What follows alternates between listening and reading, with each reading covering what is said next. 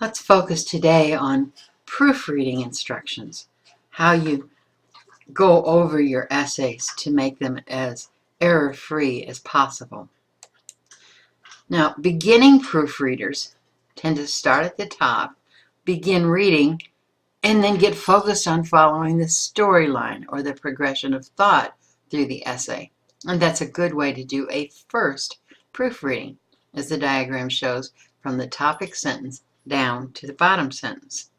Reading this way, you can attend to whether the ideas are presented in a logical order, whether they flow smoothly from one thought to the next, and whether they maintain the standards of good English. However, after that first proofreading, the proofreader is not done yet. Producing for publication, and that's what you're doing when you send it to your instructor, is equivalent to publishing, and that requires a final editing for punctuation, spelling, usage, and other things.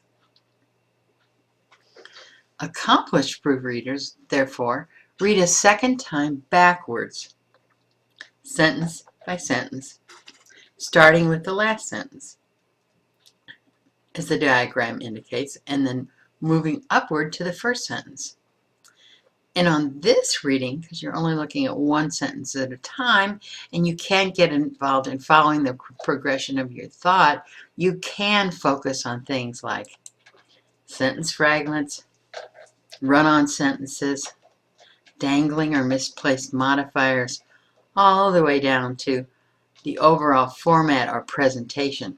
Did you remember to put this essay in MLA style? If you did not, this is the time to fix it before you turn it in and it is rejected for simply that reason. To review, you read a second time backwards. Start with the last sentence. Read it only. And ask yourself questions such as, is this sentence a complete idea? Does it make sense as a standalone idea? If not, it's a sentence fragment, so you can fix it. Then ask, is this sentence just one clause, one subject and one verb, or does it contain more than one subject and one verb? If so, what is the relationship between the first subject and verb and the second subject and verb? Are those two ideas or clauses equal in importance? If so, you can join them by a comma and a coordinating conjunction, such as and, but, or, nor, or for. However, if one subject and verb is more important than the other, determine their relationship, which is more important.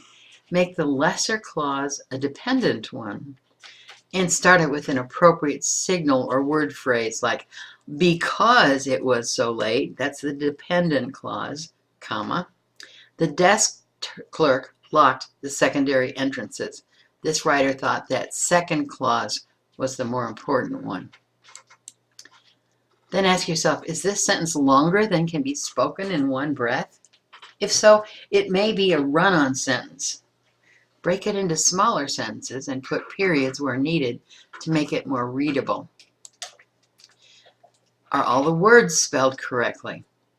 You should know that spell checkers will not pick up homonym errors like using THEIR when THERE or THEY apostrophe RE is the correct meaning.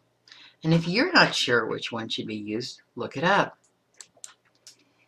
Only when you have gone through these two steps in proofreading is your proofreading process complete. It's important to remember that your instructor is not your copy editor. Thank you.